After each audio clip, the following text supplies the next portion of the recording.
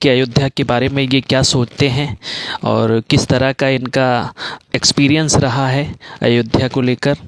तो आइए पूछते हैं, इनसे बात करते हैं और आपको सुनाते हैं।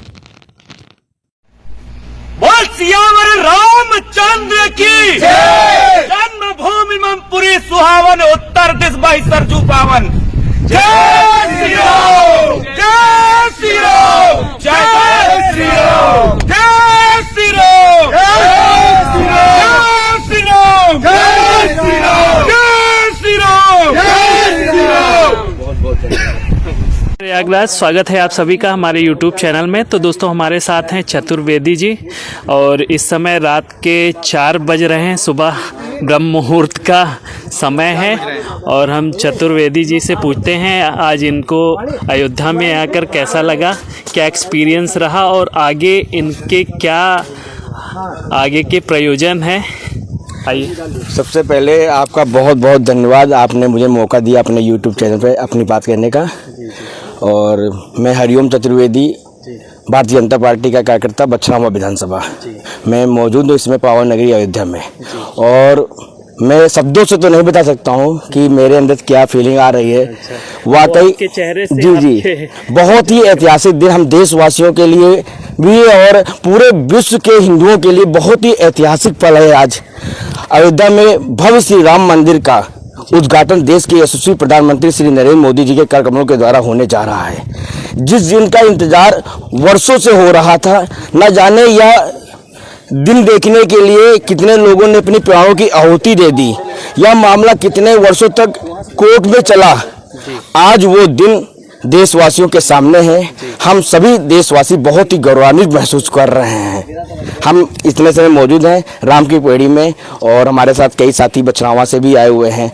वाकई बहुत ही प्रसन्नता वाला दिन हमारे लिए है, हम सभी के लिए है। तो मैं आपसे ये पूछना चाहूँगा चतुर्वेदी जी कि मतलब इस तरह के जो संघर्ष में आपका क्या योगदान रहा, अभी तक का क्या आपका संघर्ष रहा है। देखिए, सबसे पहले तो हमारा जन्म उस समय हुआ होगा जब ये बाबरी विध्वंस वाला ढांचा जो था वो गिराया गया, उसके बाद। और जब से जन्म हुआ है और भाजपा के हमेशा मैनिफेस्टो में हमेशा यही रहा है कि अयोध्या में भव्य श्री राम मंदिर के निर्माण की बात सबसे पहले पॉइंट पर रहती थी, जिससे विपक्षी भी तंज कसते थे कि मंदिर वहीं बनाएंगे, तारीख नहीं बताएंगे।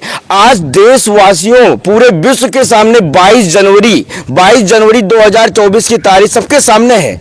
आप सभी लोग देख सकते हैं किस तरह 22 जनवरी को देश के यशस्वी प्रधानमंत्री श्री नरेंद्र मोदी जी के कर कमलों से अयोध्या में भव्य श्री राम मंदिर का उद्घाटन होने जा रहा है। तो चतुर्वेदी जी, ये बताइए, आप पहले भी अयोध्या आ चुके हैं या पहली बार आए? जी, हम निरंतर अयोध्या आते रहे हैं और कोशिश करते हैं हर 2-3 महीने में अयोध्या दर्शन करते हैं। तो ये बताइए आपकी उस समय की अयोध्या में और आज की अयोध्या में आपको क्या परिवर्तन देखने को मिला? बहुत ही परिवर्तन है। और यदि आप देखेंगे तो जिस राम की पेड़ी में आज मैं मौजूद हूँ, 2010 से पहले यहाँ पे आकर इतने लोगों से समझ बजे भारत माता की जय या फिर जय श्री राम के नारे नहीं लगा सकते आप। यहीं नहीं, अयोध्या में नहीं और भी कहीं भी इस तरह खुलेआम जय श्री राम के नारे नहीं लगा सकते। अगर लगाएंगे तो 151 में चलान तो यहाँ के उत्तर प्रदेश में सपा बसपा की सरकार द्वारा तो किया जाना तय ही था।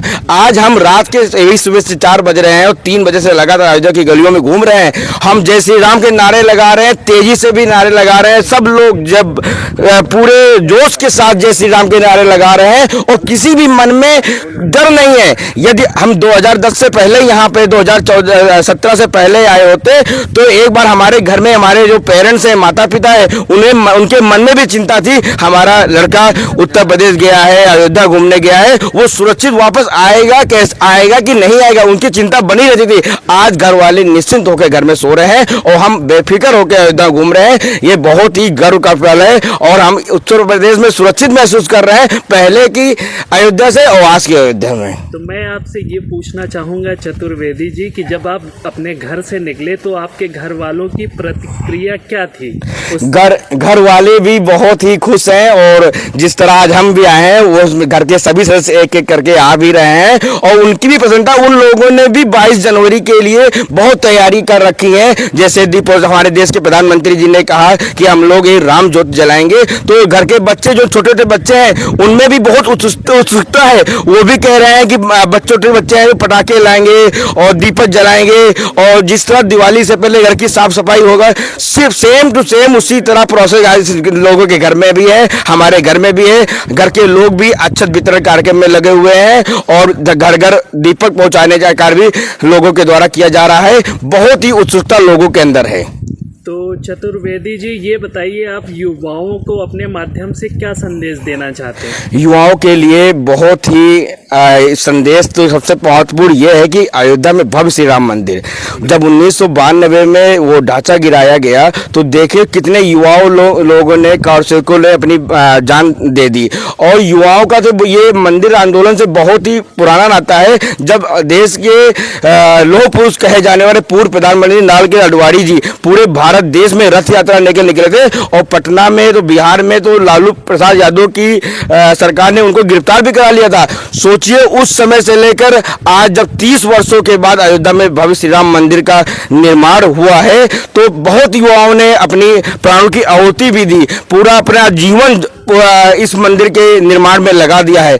तो हम सभी युवाओं को उन लोगों से सीख लेनी चाहिए, और आने वाले दिनों में भी धर्म के प्रति, देश के प्रति, देश को कैसे भारत को विकासशील से विकसित देश की ओर ले जाए, इसके लिए निरंतर प्रयासरत होने चाहिए।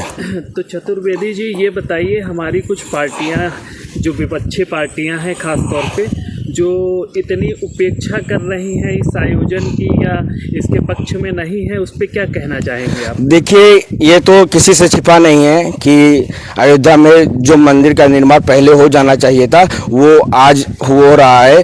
देश में भी और कांग्रेस सरकार और चाहे यूपी में सपा बसपा की सरकार समय समय पर इसमें रोड़ा अटकाने का काम किए हैं। तो आज देश की जनता अच्छे से समझ सकती है कि पुरानी जो पार्टियां जैसे सपा बसपा, इन पार्टियों ने कैसे राम मंदिर निर्माण में रोड़ा अटकाने का कार्य किया है। तो वो इसीलिए अपने आप को कहते नहीं है कि माया मिली ना राम। तो अगर वो सोचते हैं कि अगर हम राम में मंदिर में अभी आएंगे प्राण प्रतिष्ठा कार्यक्रम में, तो जो दूसरा पक्ष है मुस्लिम पक्ष, उनको नाराजगी नहीं कर, वोट बैंक के लिए मतलब उसको उनको नाराजगी नहीं करना चाहते हैं, और नहीं आएंगे तो हिंदू पक्ष लाए, तो इसलिए वो लोग अपने आप को इससे अपेक्षित नहीं समझ रहे हैं। तो जैसा कि हम सुनते चले आ रहे थे, काफ़ी लोग इस पे कहते थे कि इस पे केवल राजनीति होती है, मंदिर को मुद्दा बनाया जाता है और उसी पे वोट मांगा जाता है। तो इस पे आप क्या कहना? तो ये तो देशवासियों के सामने है। यदि लोग कहते थे कि हाँ राजनीति होती है, तो राजनीति अगर हुई है तो राजनीति बहुत अच्छे से, कितना भव्य मंदिर का निर्माण भी देशवासियों ने देखा है।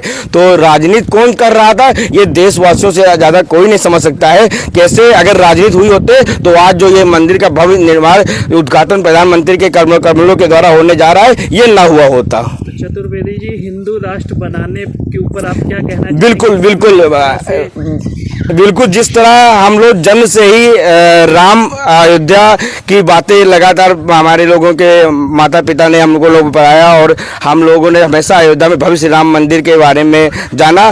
तो हमारे देश में हम लोग हिंदू हैं और हिंदुस्तान है, तो हमारा लोगों का ये मानना है कि जिस तरह अन्य कंट्रियाँ के लोग, जैसे वो ईसाई हो या फिर मुस्लिम आबादी वाले भी लोग हों, तो हम जब हिंदू हिंदू बहुल क्षेत्र है, तो हम भी लोग देश के केंद्र सरकार से, नरेंद्र मोदी जी से हम भी लोग मांग करते हैं कि हिंदू राष्ट्र भी घोषित हो।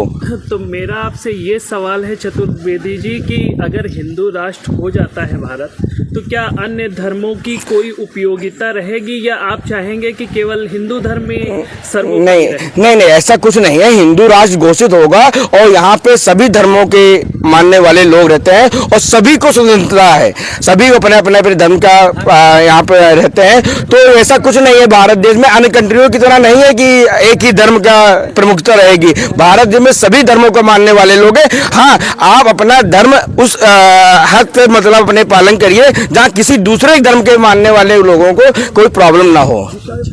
तो एक तरह की एक सोच विकसित होती है कि हिंदू राष्ट्र होते हुए भी हम हाँ। धर्मों का मान सम्मान करेंगे, जी, जी। आदर के साथ उनका सम्मान करते हुए जीवन यापन। जी जी बिल्कुल बिल्कुल, हाँ ऐसा ही होगा कि भारत धर्मनिरपेक्ष राज्य है। होने के नाते आप भाजपा से जुड़े हुए लोगों को क्या संदेश देना चाहेंगे? भाजपा से जुड़े हुए लोगों के लिए और देशवासियों के लिए सबसे पहले यही संदेश देना चाहेंगे कि जो लोग भी इस मंदिर के निर्माण के लिए लगे, अपना पूरा जीवन लगा दिया है, उनसे हम लोगों को सीख लेकर किस तरह हम अपने भारत देश को विकासशील से विकसित देश की ओर ले जाए, अब हमको लोगों को इसके लिए कार्य करना है, हम सभी को। और इसी के साथ हम अपने वीडियो को एंड करते हैं। बहुत बहुत धन्यवाद आपका भी बहुत बहुत धन्यवाद। जय श्री राम, जय श्री राम, धन्यवाद। से जय श्री राम। जय श्री राम। जय श्री राम, जय श्री राम, जय